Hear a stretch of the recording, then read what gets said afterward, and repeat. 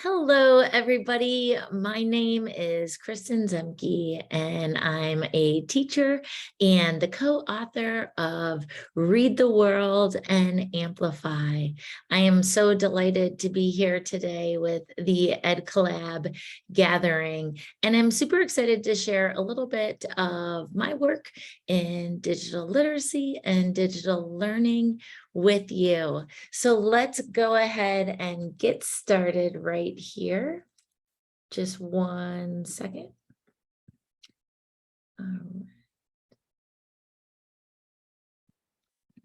Perfect. Here we go. Excellent. So today I'm going to talk a little bit about being the change for access, engagement, and joy. And if you have questions during the session or later, please reach out to me on social media or via my website, and I'll be happy to address any questions or wonderings that you might have. And so I think always, but especially now, as we see the effects of the pandemic on students, many of us in education are asking this question, right? How do we get students to care, not only about learning, but really care and be empathetic and compassionate about those around them and those around the world? And when we look to think about how we get students to care, I really think it can fall under these three buckets of we can get kids to care by giving them access, we can get them to care through engagement, and we can get them to care by showing them there is joy in this learning process. And so if you've seen my work before, you know for me, it's always about balance. And whereas much of my work is in digital literacy and digital learning, my history and my foundation is in literacy and inquiry. And I will always talk about this idea of balance. It's not a yes and between should we do books, should we do technology? I'm sorry, it's not an either or, should we do books or should we do technology? It is that true yes and of like now we have even more resources to put in front of students, and we're seeking that balance in all that we do, whether it be inviting our students to update the classroom library through a new organization system, to giving students text and tech paired right together in the same space and giving them the opportunity to practice going seamlessly back and forth between the two.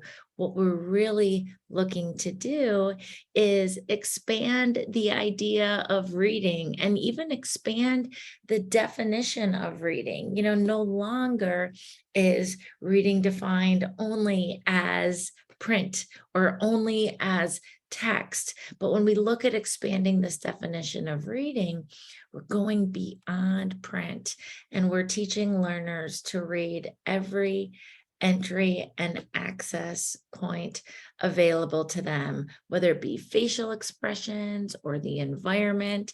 Now we can read virtual reality, we can read graphics, we can look at sketch notes and really think about not just print, but how do these types of digital literacy and media literacy help us to read contexts, right? So we're taking those tried and true strategies of deep reading and bringing them to new medium. As teachers, we know that we have to be readers and that we ultimately have to be the number one learners in the classroom.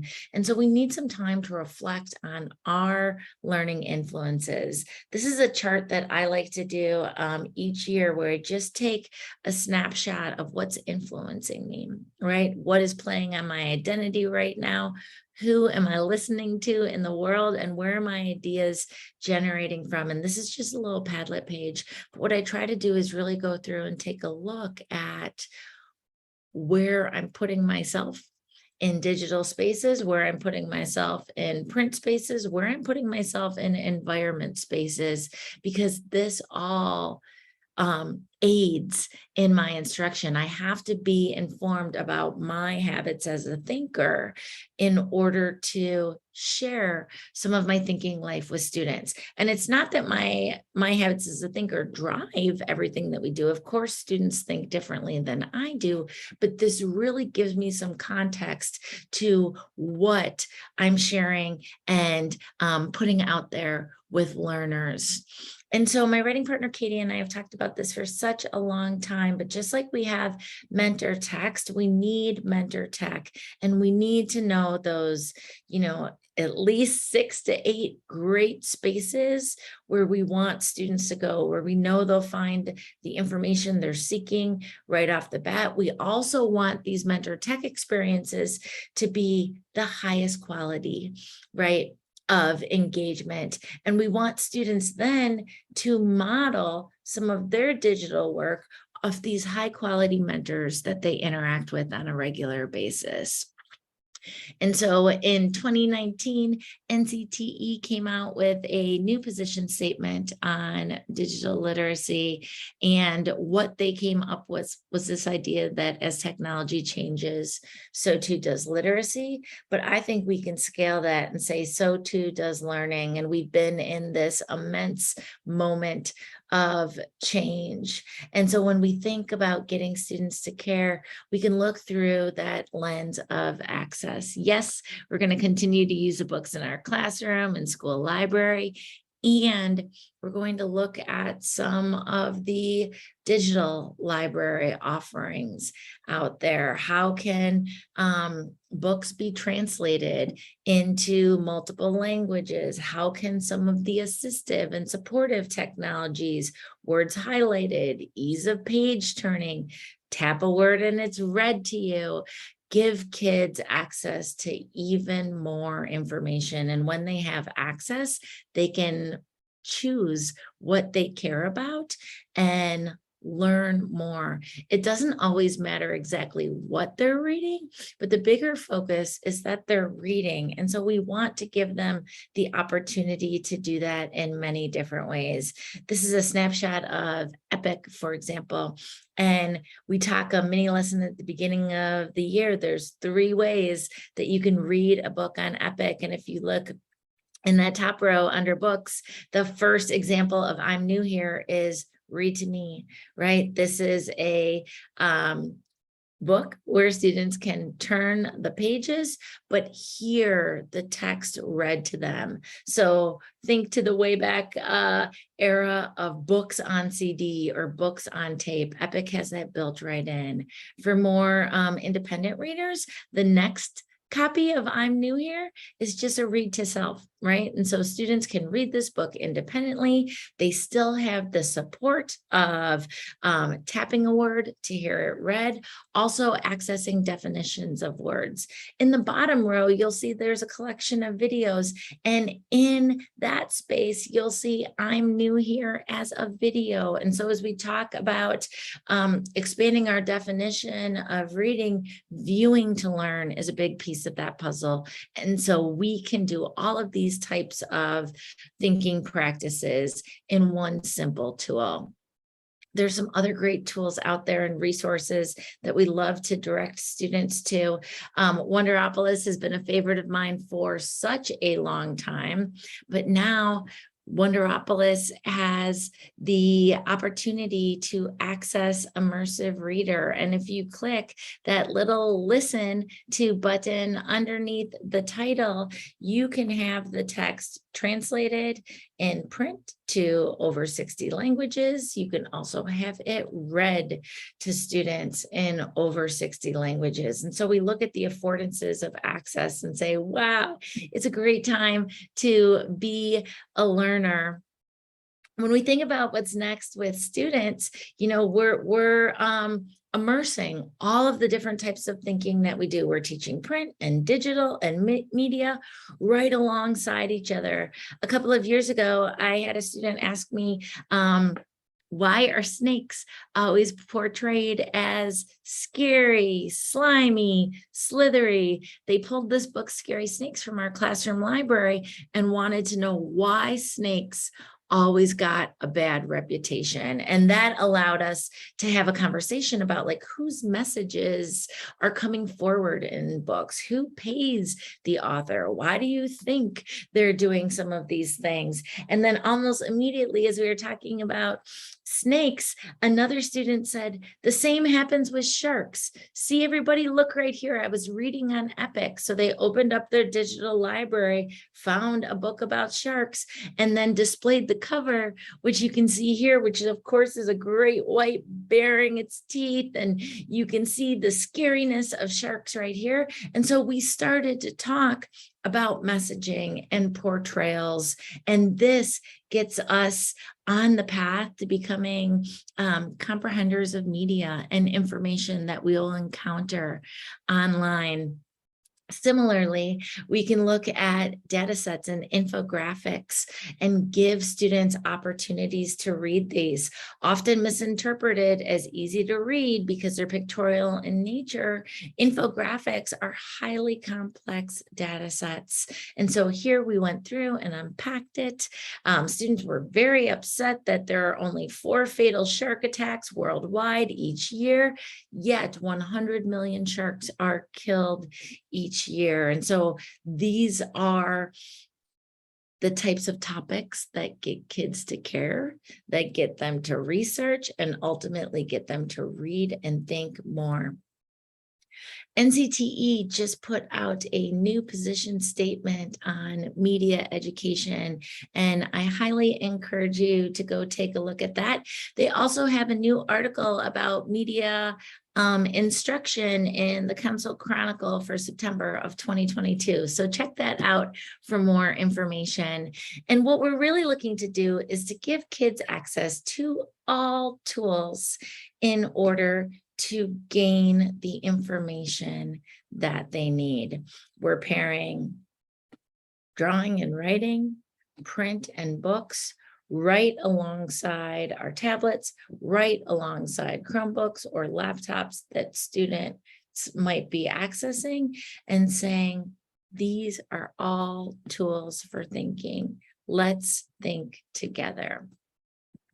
So I'm going to just show you a quick little video. It's maybe about 2.5 minutes or so, but this is an example of a interactive read aloud in 3rd grade. And during this interactive read aloud, you'll see students taking notes on a drawing tool on their iPad. What I'd like you to notice is the level of student engagement, right? They're accessing in a variety of different ways, and we're layering instructional methods. So take a look at this quick read aloud, and we'll come back together in just a second.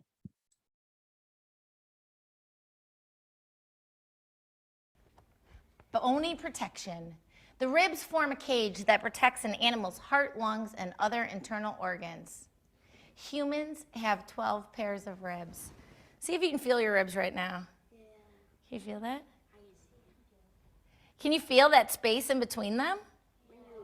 See, like right here? Yeah, when you suck it up, right? Yeah, you can see in the mirror. Yeah. So right in the front, you have an open space for some of your organs. But see how the ribs go a little bit more around the back? Can you feel that in your back? Does our rib help us stay up? It's a great question. I would write that down. All right. If you have a question, make sure to mark it as a question too. Okay, wait. I'm going to make sure that I have everybody's eyes for this one. Marianne, this is going to freak you out. Are you ready? Thank you for the good eye contact, friends. Nick, you ready? Let's check this out. Is that a snake's body? What is that? Oh my gosh, that's more than a snake. That's a python. That's Okay, let me read it. Ready? That's a lot of ribs. With as many as 400 pairs of ribs, this snake holds the animal kingdom's world record. It says, this is the skeleton of a small python with nearly 200 pairs of ribs. This is a small guy. It's only about 6 feet long, but the longest python ever found was 32 feet long. I thought I was thinking If you learn something new, write it down. If you have a question, write it down. Go ahead, Dust. Let me ask you this. This is kind of like a trick question. If it has 200 pairs of ribs, how many ribs total? When things come in pairs, think about things that come in pairs. It has 200 pairs. Amarian? 400. How many, Amarian? 400. 400 ribs total. That's a lot. That's a big skeleton. All right, so take a moment, jot that down. Is this blowing your mind? Okay, wait. Let me give you one more good one. Yeah, Tavares. I thought snakes didn't have bones. Say more. What did you think they had? Like, they just didn't have bones. Because they can like slither and stuff. It slither on the ground. Caitlin, yes, ma'am. I did not know that snakes even had bones. I thought they only had. I only thought that they could slither around because they were flat. I didn't know they need that much bones. Why do you think they need that many bones? Take a moment and turn and talk with your think partner. Why do you think snakes need so many bones? All right, so eye contact, turn and talk, and then we'll do a group question, okay? I wrote down that like the biggest snake found is 32 feet. Ready, friends, let's bring it back. If that snake would stand, it would be taller than me. Remember your thumb. All right, I'm going to stop it right there. Did you notice a little student engagement in that video? By giving students a drawing tool and saying, document your thinking, we're inviting them to enter where they're able. And now they have access, whether they're drawing and labeling with initial letter sounds, or typing sentences that are spelled correctly, or writing their notes in some type of sketch note. Students are archiving their new learning and their questions in that lesson. Of course, gradual release of responsibility, just like you do with clipboards and sticky notes. We give kids instruction the first couple of times about, now it's time to look up here because I'm going to show you something awesome in this great read aloud. And then we turn it over to kids to monitor their own thinking. After the lesson, students will take 3 of their notes, share them with the teacher, and this will give me some of that in the moment assessment data on what kids are thinking about, where they are in their production, and what I can possibly do to follow up as the next step. Of course, I hope you saw that text matters, right? We need those high quality books to put in front of students to do this type of deep thinking work. All right, so let me just go back here and share with you really quickly. All right, great. So we just saw that. Ultimately, what we're looking to do is develop critical thinkers across mediums, right? And I want every kid to know that they have many different ways to interact and many different ways to express themselves. And so we're building fluency in these areas by incorporating digital right alongside some of the print work that we do. Katie and I have talked for a really long time about analyzing images, and nearly every investigation or launch to a unit we do starts with some type of image study. Images help us build background knowledge. They're very accessible for students of all ability levels, and they ground our conversation in the topic very quickly. So right now I want you to take a look at this image and maybe just document, if you have some Post-it notes right near you, or I always like to have my handy clipboard and a marker. But one of the strategies we use all the time is this idea of see, think, and wonder. And a 3-column chart is just one of the best ways to do that. And so as you look at this image, I want you just to pay attention to what you see, what you think, and what you wonder. So take a look at this.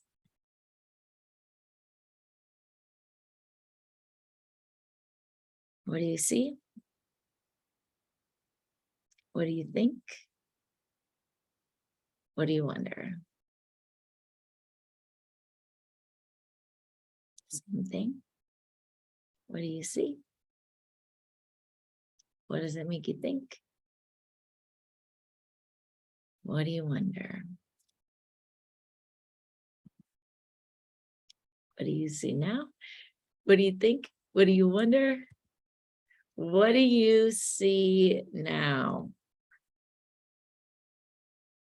This is a photograph of the ship Endurance, and Endurance was, of course, Shackleton's great folly or adventure to make it to Antarctica. And of course, as his ship, you may well know, there's a couple of great picture books that go along with this, like this one, Shackleton's Journey, which is one of my favorite. But you might have read about this story or even read the adult book Endurance, which is highly captivating.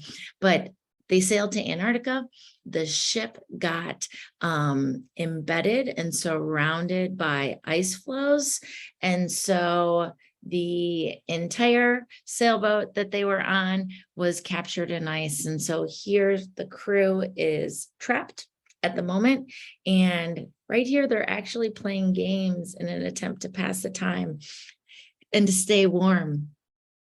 Here's some more pictures of the crew. These are actual photographs from the event. You can see on the left, they have a number of sled dogs that are there for now. The sled dogs did not have the best outcome as they were stuck for 2 years embedded in ice. And so now we've looked at some images, we bring in a graphic. And if you look at the top right there, December 5th, 1914, is when their journey started.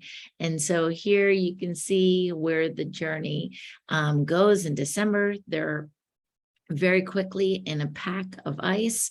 By the middle of January at the bottom, their entire ship is trapped in ice. And by October of the same year, right? They left in December. This is October. Now you can see right above the key there that the ship Endurance is crushed by the ice. So the story continues. I don't want to give it away, all of it, if you haven't read it yet, but they have this heroic journey, which actually forced them to paddle and sail 800 nautical miles to try and find safety. And after almost 2 years, Shackleton was able to save every member of the crew.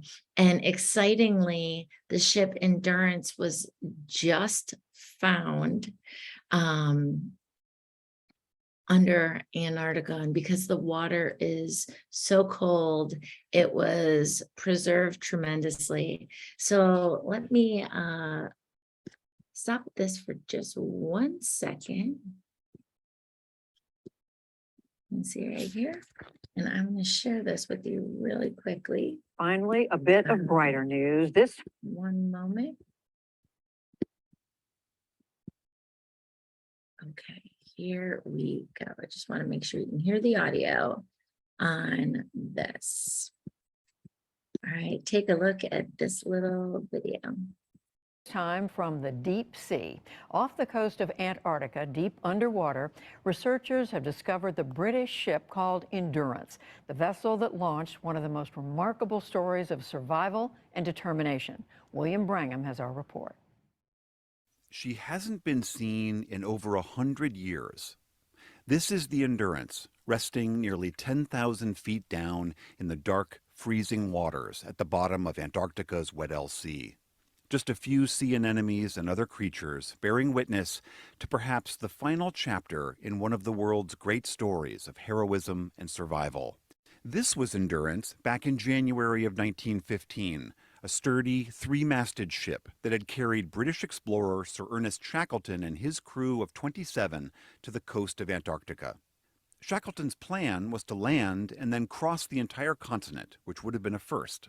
But the Endurance got stuck off the coast, trapped by the massive halo of sea ice that grows around Antarctica every year. The ice seized the ship and, despite the crew's best efforts, never let her go. Shackleton and his men were stranded, forced to live on the drifting ice with their ship for nearly 10 months, their heroic expedition plans ruined.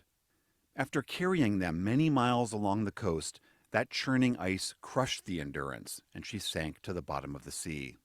What makes this story so legendary is the extraordinary journey that Shackleton and his men then had to do over unmapped mountains and across hundreds of miles of open ocean in small lifeboats to get out. This is regarded as one of the epic small boat voyages ever undertaken. So I'm going to stop it right there in hopes that this piques your curiosity and inspires you maybe to do a little research on your own. But here we're layering images, right? We have that graphic, that map, in order to investigate their journey, and so many teaching points right in there. Like, which way do you read a graphic? Does it matter where you start? How do you know where to start, right? And this one, we start with the earliest date and read around, and then we bring in the video. And so how do you view to learn? How do you have that deep comprehension? How do you listen and understand what you're looking at? And even little things, right? Like on that video clip, there was closed captioning at the bottom, right? Another form of digital literacy that we can use to give access, support readers, guide students to use as they're viewing with the intent to learn as well. So many just little pieces in there that we can use to think and to view and to engage with our learners, that the opportunities are really incredible when we think of where to go as a next step with learners. So let me just share right here real quick. Great. And so Katie and I have talked for a really long time about this idea of viewing to learn. And these are some of the elements that we share and teach with students. We first wrote about this, I believe, in our book, Amplify. And incidentally, that little video you saw of the interactive read aloud, that's a complimentary resource with Amplify. There's 90 minutes of video clips in that book. And so if you'd like to see more, take a look at that. Oop, here we go. Just one second. Perfect. So some other lessons that we would teach in a unit like this, and these are all from Read the World, our most recent book right here, but just a chart to debrief. Now that we've analyzed those images and read them, we give kids time to practice, and then we ask them, how do you read images, right? And we make an anchor chart of it, because of course our students can learn from the strategies that their peers employ. And so we seek the information from kids to build our understanding as a group for how to approach this strategic thinking. We might also teach a lesson on understanding an author's perspective. An author can be the author of a book, be the author of a photo, be the author of a video, right? And so we give students access to go and look at the other side of the story and to think a little bit deeper. And so when we look for these lessons and strategies to teach, we go about this strategic practice. We invite kids to test and try it out. We give them time to do so on that recursive basis. And then we look for the thinking to cycle in depth and breadth, right? We give moments to think and wonder, not just in our print text, but also in our digital text. And we teach kids, how do you stop and jot in a digital text? It's a little bit different than stopping and jotting in a print text. It's different, but of course they can figure out how to do that when we teach them what they need to know in order to do it effectively. We're also really looking at podcasts as a great source of information. And of course, when we're teaching podcasts, we're giving kids a lot of time to practice, right? Podcasts are a great way to elevate listening comprehension, right? It can be a screen break for the eyes. You're just listening with your ears. We're also partnering that with sketch notes where kids draw and write to capture their thinking and provide time to practice in this medium that maybe not all of our students have had access to as of yet. I love Kids Listen as my go-to resource for podcasts. You can sort by age, by topic. There are so many different ways to access it, and there are thousands of podcasts available through Kids Listen. And then just like we've always done, right? It's that partnership of consumption and creation that makes users truly literate in whatever traditional digital or media they're using at the moment, right? We've talked about how do we gain information, but now to truly know the tool or medium, we have to invite kids to be the creators on that type of medium. And so we've started adventures in micro podcasting and full podcasting with students and had them model what they see in the tools that they're using to access information. When we think about layering information in this way, Katie and I refer to it as multimedia tech sets. Just like we've built text sets across the years of books that we want to put in the hands of students, now we're building text sets with websites and images and videos and graphics that we want students to access. I like to use Padlet for this, but Wakelet is another great tool. Here are a mix of multimedia items that students can access via Wakelet, right? You can also build a quick Google site where students have videos, text, images, graphics, all embedded right in there as they start to think about a topic or a unit of study.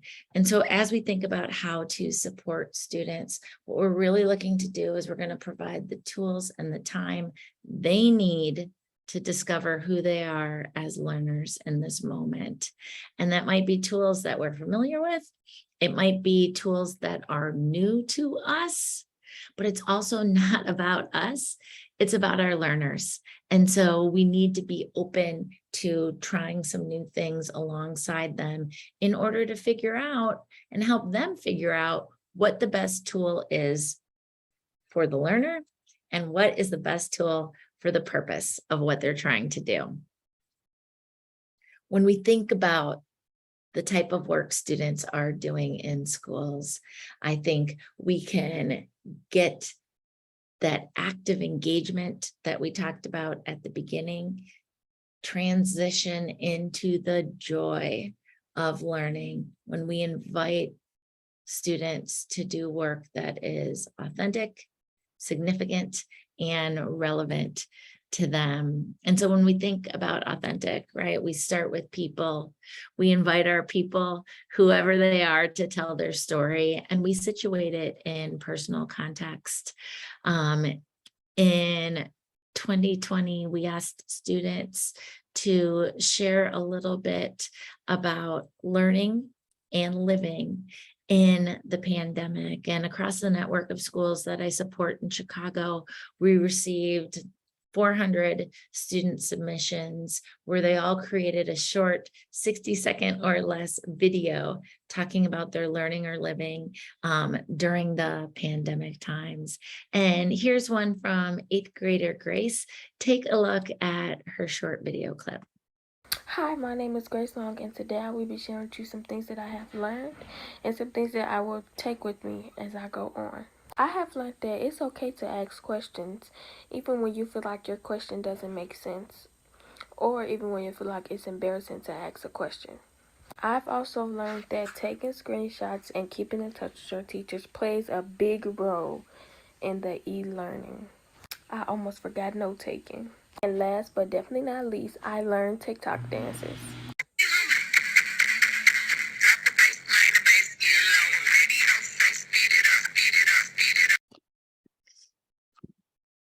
In just a moment, right, we have so much information about Grace as a learner and how she spent some of her time in the pandemic, right? A great summary of the strategies she's using to be engaged and thoughtful and productive in a challenging time.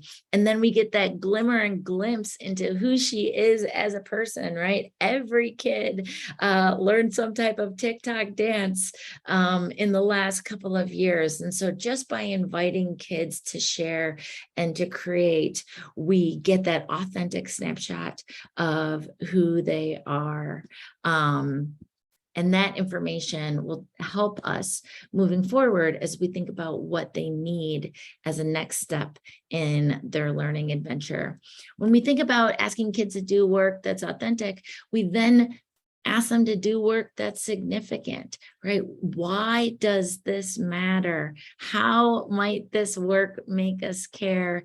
And when we invite kids to do that significant work, we show them that the thinking and learning that happens in this school setting is valuable enough and worthy enough to live in the real world. And so when we think about significance, it might be asking 8th grade students what books are missing in our classroom and school, right? And getting their authentic feedback on the types of books that we need to purchase as a next step, or the titles that they're looking for, the topics that they would like to read about. When we think about this piece of looking at what's significant for students, we take the important work that they do and we give them the audience. And so here is a former little student who was doing some work on a 6-word story, and what we wanted to do was use 6 short little words. You can see his story there on the computer screen, and pair that with photographs or drawings that the students made, record their audio in a simple movie making tool so that now they've composed in a short format, they've created images or graphics that match their text, and then they've added their voice to these mixture of print and digital products that they've created. And so using iMovie, he took these words, he illustrated them and took photos, and then published a movie. Around the same time, the Global Student News Network was hosting a feature on 6-word stories. And the Global Student News Network is an organization that's by students for students, where they will gather and take student-created media content, give it some feedback, and if it meets their criteria, share it with the world on their website. And so this little student created his 6-word story. It met the criteria. I submitted on his behalf with permission, of course. And because he was a kindergarten student, he was featured on the main page of the Global Student News Network site. And when you see your work published online for the very first time, it changes you. And when you know that your work is worthy and that is valued in the world, that's a moment. So take a look at his reaction upon seeing his work published online. So all of those red dots are people that have seen your video. Yay! How many people do you think? 1, 2, 3, Say there. 14, 15, 16, 17, 18, 19. I can count that. That says Chicago. People watched the video that I made. Miss Davis. Miss Z made a video of me and all these red dots around the world. That's people that watched it. I was in TV. Those moments where we make schoolwork become that real world work. And that's where we get into this piece of relevancy. I worry that so frequently, there are many things we ask young people to do that only live in school settings, yet they're out there in the world, they're online, and they have tremendous mentors for a different type of possible work that is real and can live in the real world. And I think that's where we find joy when we build this bridge of relevancy, right? We say, take action. We say, become an agent for change. We say, share not only your voice, but the voice of others with people beyond the walls of this building or this space. And relevancy brings us joy. After doing actually a vocabulary study and really looking at a unit of poetry and then thinking a little bit about spoken word, Theo, a 7th grader, wrote this tremendous spoken word piece. And it talks about some of the depression and stress that he was feeling, and it's titled The Locker, because he takes all of his emotions and puts them in a locker. So just to share a little bit with you, you think about talking to a teacher, but what will they think about a kid who's on the brink? Put you in an institution thinking that's the only solution. So no, cross that off the list till you finally realize people you can trust are the ones who care the most. So you open up your locker bit by bit. After Theo wrote this poem, it's playing right here.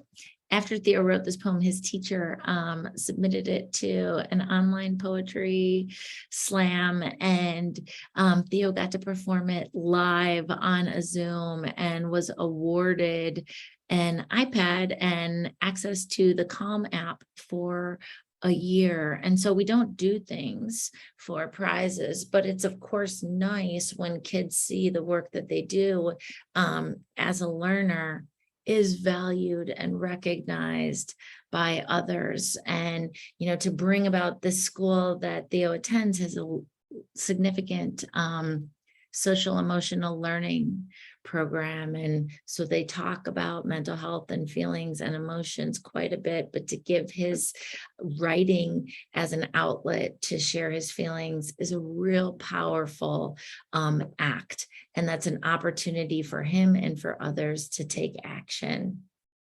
At another one of the schools that I work with, they have a number of students whose families are Ukrainian.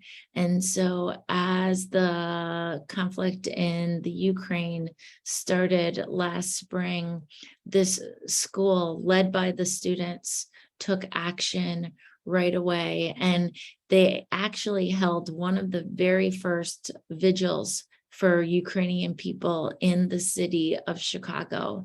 And so they activated, they used their school, social media sites, they emailed people to get out the word. And if you take a look right here at the bottom of this graphic that students created, you can see that this vigil is organized by the middle school students. And so as they built momentum and really cared about this issue. They continued to see what more can we do? How can we help people in a deeper way? And so as Ukrainian refugees came to Chicago, the 7th and 8th grade students gathered donations and opened up a free store for families that had recently immigrated to the Chicagoland area. And every day before school for an hour and for 90 minutes after school, students worked the store and were able to provide families the materials that they needed to survive a little bit easier, to make that transition a little bit smoother as they were moving across the world. Since this moment in the springtime, the school has actually accepted nearly 70 students into their community happily as refugees. And so the actions of middle school students were leveraged and scaled to truly have an impact on the community. And it's that act of giving and taking care of others that many times brings true joy to the learning and the work that we're doing. And so today we've talked a little bit about, access and all the different ways we can invite students into the thinking space. When we offer that access, we amplify student engagement. Now everyone can research, read, think about a topic that they care about. And it becomes that beautiful cycle of the more you research, the more questions you have, which then further continued research and reading. And when we're engaged, we feel that joy, that energy that comes from learning that says, this is awesome. This is really cool. How can I figure out a little bit more about that? And that joy brings us to a place where we're engaging in deep literacy skills and we're teaching students how to be thinkers, resulting in true learning across not only the course of a class period or school year, but we're looking for the long game and hoping to invite kids into this community of learners for the long haul. And I think we can do that when we bring those pieces of access, engagement, and joy into our instruction. I love this quote from a number of my gurus, but change, and of course we've experienced change does define learning. And as we become more literate, we gain more access to information, we communicate in a variety of different ways and mediums. We see that the thinking and the work we do matters and are empowered to take action and care about the greater world. I hope this was helpful. I am so grateful to be with the Ed Collab today and for the longer haul online. Thank you for the work that we do. And please reach out if you have questions following this talk. Have a great day, everybody. Thanks so much.